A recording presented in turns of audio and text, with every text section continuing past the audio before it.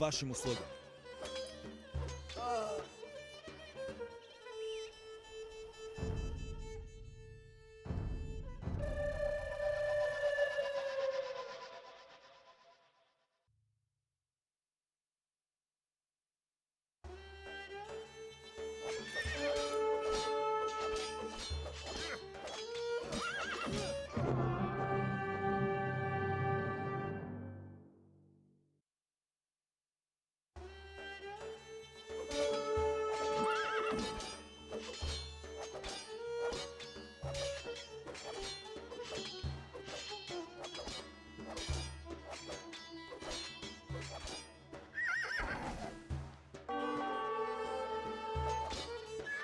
Da.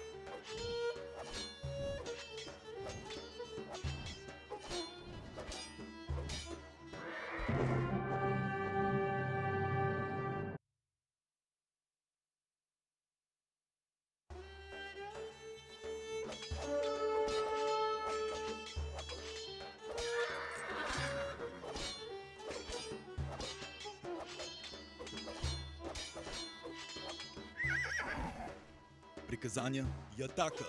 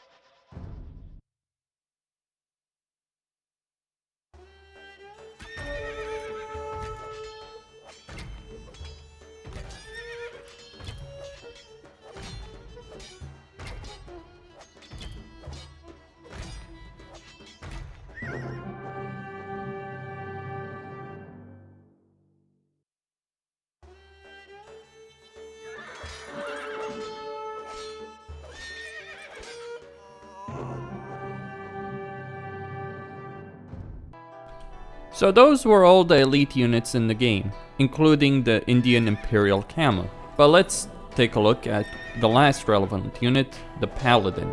Halberdiers would lose because even if they do dismount the Konnik, the dismounted Konnik is gonna whoop their ass. Champions would just lose, they wouldn't be able to even dismount it. And even a fully upgraded post-Imperial Age Paladin from the Lithuanians loses. A Frankish one will lose as well, even if it managed to dismount the Konnik with its superior HP. Even if that happened, it would still lose. But let's take a look at the Lithuanian bonus, which includes plus 1 attack for each relic. So I have 5 relics, and let's see how Paladin does against a Konnik with plus 5 attack. An Elite Konnik post-Imperial, fully upgraded.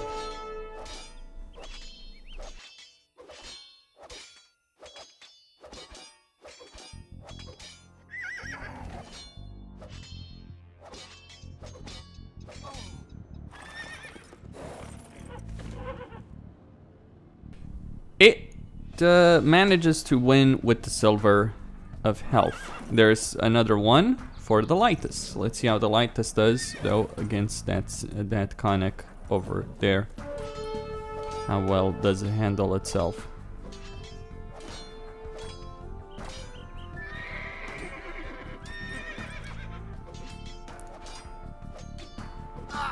It too wins. Okay, so that's with 5 relics, but reasonably speaking, you're not gonna have 5 relics. It's highly unlikely that any Lithuanian player will ever get 5 relics. So let's see how Paladin does with 4 relics in the monastery.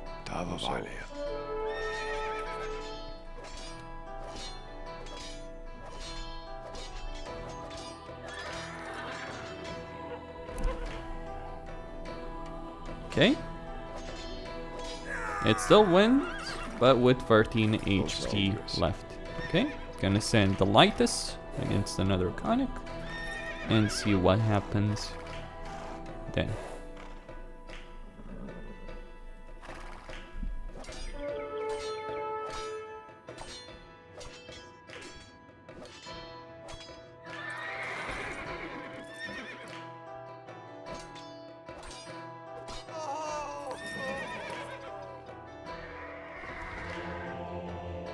Okay, so both the Lightus and the Paladin still win with 4 relics. But what about with 3? Paladin against the last Konnik. Now the Lightus has less HP, but it does have that attack that it ignores armor, so that's why it's able to win. So let's see over here. How well does he handle?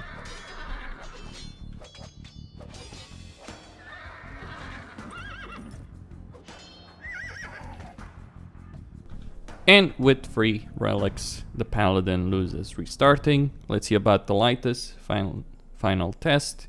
Lightus with 3 relics as the Lithuanians. And let's see how well he can handle himself against the Elite Konnik.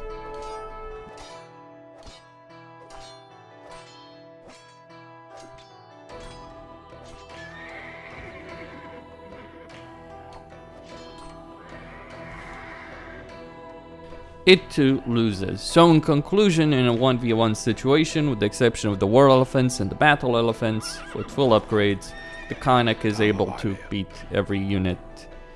Unless you're counting for the Lithuanian bonus, which obviously increases attack. And even then, you need 4 relics to pull it off. But what about a massed battle?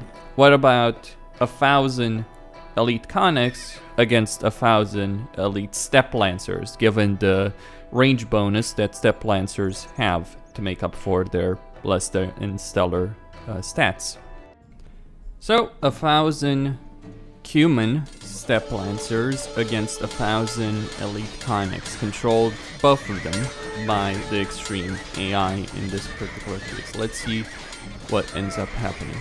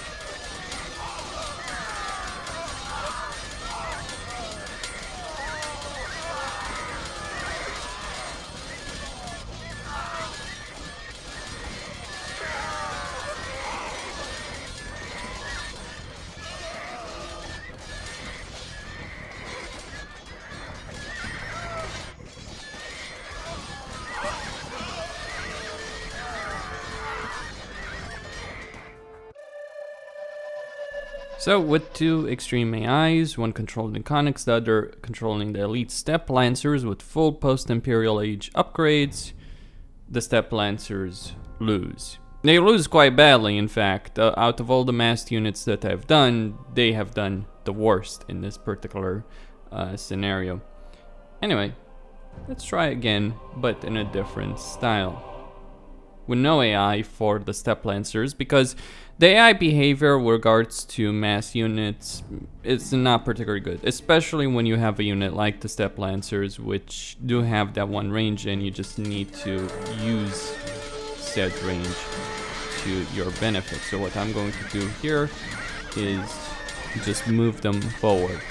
And this is the main reason to use AI, so that the AI engages all of its units, but of course the downside is that the default AI behavior, where it's trying to move its units to avoid certain attacks, is not actually all that great to begin with. It's actually pretty bad in quite a few ways.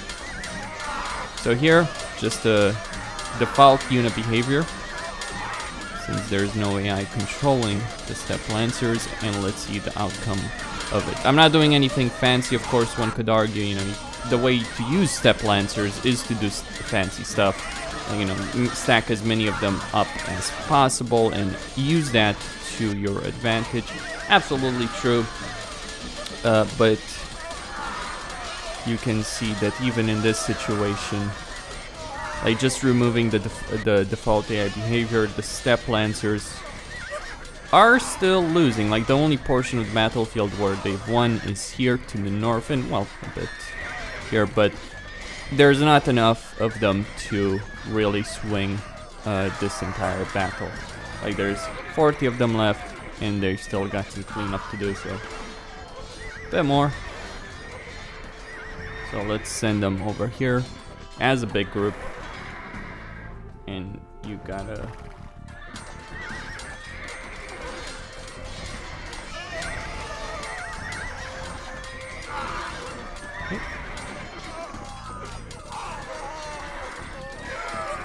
So with this, they do considerably better, but they still lose. Is it possible to win? Yes, there are tricks you can use, there are things to use, but I mean, I think there's been a lot of discussion about how great the Steppe Lancers are, and certainly the one range on a cavalry unit is certainly formidable, and they would probably win in most situations, or in a significant number of situations, but they're just not as good as the Elite Konniks. The Elite Konniks can only lose to the heavy elephants. Like in this case, they did do quite well, 1,600, close to 1,700 units killed, so that's fairly sizable portion of the Bulgarian army over there, but it's not good enough to defeat them. Now, of course, people will argue that the Steppe Lancer is a cheaper unit than the Konnik, and obviously it's produced from stables as opposed to a castle, so you would naturally have more of them.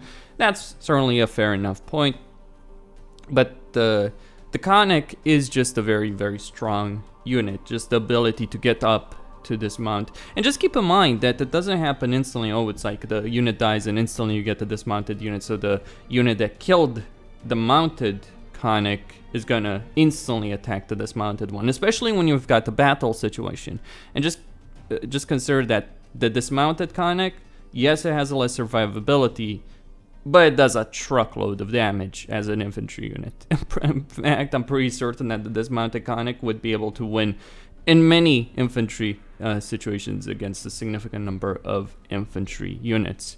Anyway, hope you all enjoyed this. Costin here signing out. Thank you all for watching. Stay tuned for more, and don't forget to enable notifications on the channel so you can see when I upload new content.